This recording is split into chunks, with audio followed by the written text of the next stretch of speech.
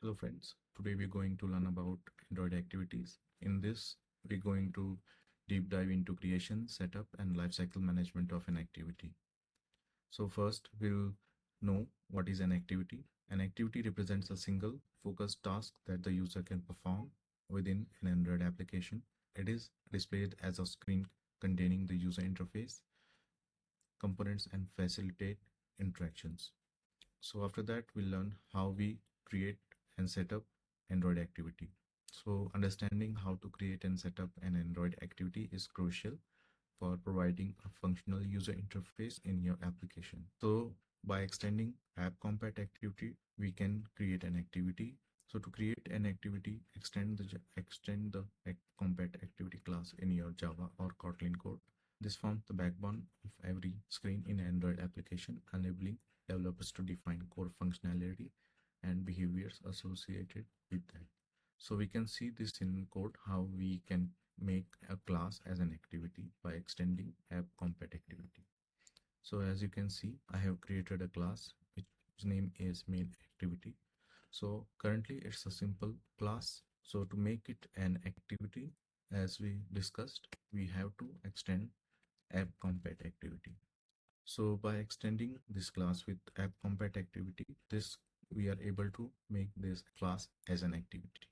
So now we define UI with set content view. The set content view method links the activity to its visual layout.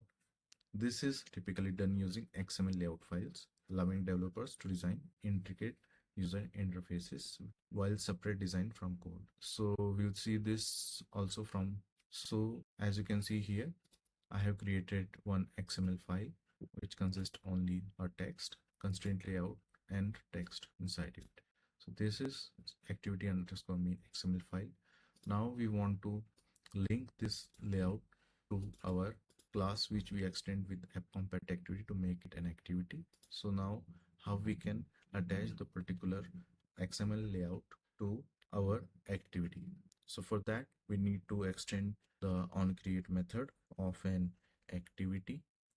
So we can just extend it. So by this is the first method of activity lifecycle. So by extending it inside this, we are able to link our XML file, which is activity underscore main, with the help of set content view method. So by this, we are able to link our XML file, which contains our layout with the help of set content view method.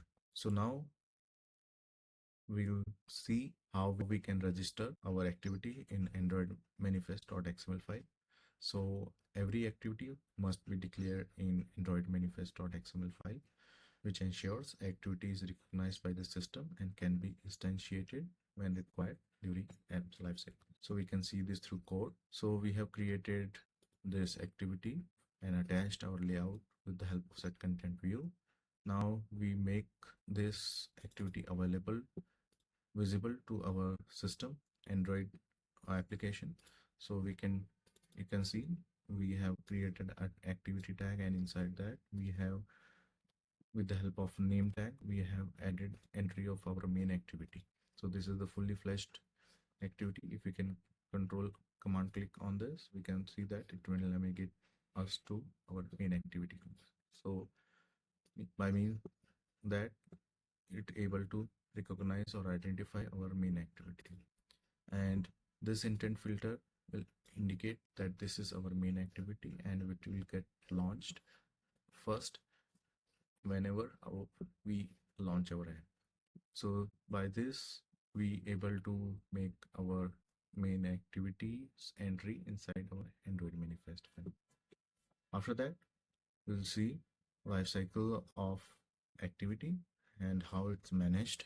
So we'll see here how what are different methods of activity lifecycle.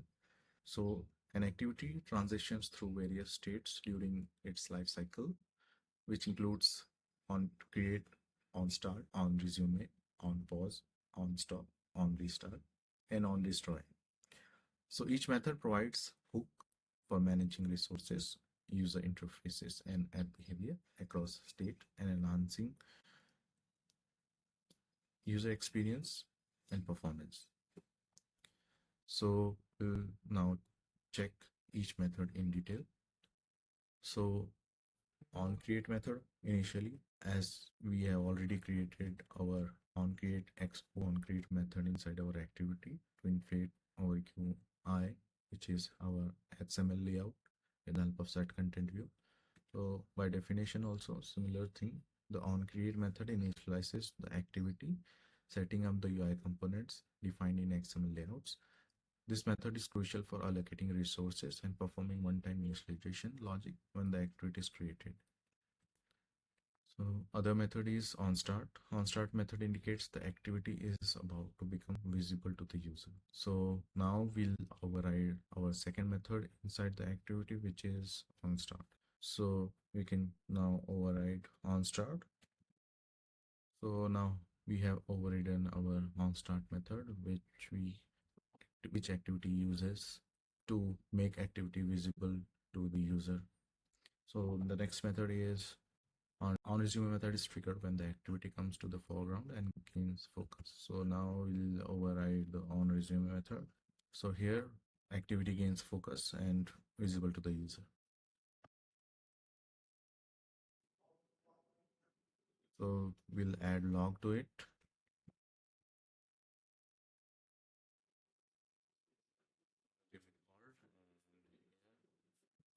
Activity comes to the foreground and gains a user focus.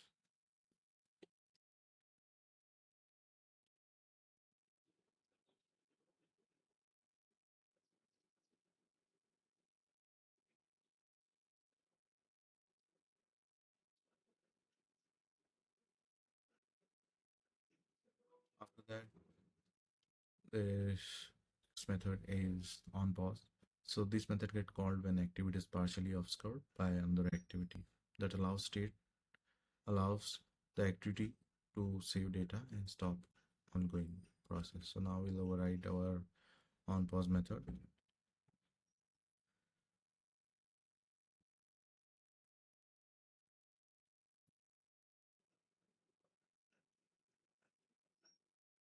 After that, we have onStop method where it indicates that the activity is no longer visible to the user. It can occur due to different activities taking focus, making it essential to release resources. So now we'll override the onStop method.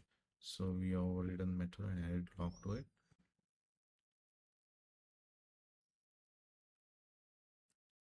And after that, we have onRestart method. So this method get called when an activity that was stopped is about to start again. And after that, we have a destroy method, which invoked when activity is being destroyed and removed from memory. So it is final chance to clean up the resource and save data before complete termination. So now we're going to override both these two methods, the onDestroy and onRestart method. So now we can check. We have overridden all the methods. Now we'll see how these different methods getting executed when we launch our app. So now we're going to launch our app. By clicking on this icon, we are able to launch our app, and we check the log depending on method execution. So which log getting executed at what sequence. So now we launch the app. The app get launched. Now we can see the three methods: the onCreate, where the activity is created and initialized, and after that onStart method get called, where activities become visible to the user, and after that onResume, where activity comes to the foreground and gain focus. So now what we'll do is we click on back button. Now after clicking on the back button, which method get executed and in which sequence we'll check. So after clicking the back button, the onPause method get called, where activity goes to the background and loses focus. As you can see, loses focus. And after that onStop method get called, where activity is no longer visible to the user. And after that onDestroy method get called, where activity is destroyed and removed from memory. So now we again relaunch the activity by clicking on this and check which method getting executed. So same sequence, onCreate, onStart, onResume getting called. Now we click on home button and check which methods getting called in which sequence. So as you can see, after clicking on home button, onPause and onStop method getting executed. Now we relaunch our app again, and now we can see that on restart method getting called first, where activity is coming back to foreground, and after that onStart and onResume getting called. So we'll check now the after clicking on the overview which method getting called. So no method getting called here, and we click on again and you can see nothing is happening. So we have to consider the scenario of the home button. So what methods getting executed after clicking home button, and when we launch the app, which methods getting executed. So by this, we are able to understand the scenario in which different activity lifecycle methods are getting executed. Thank you.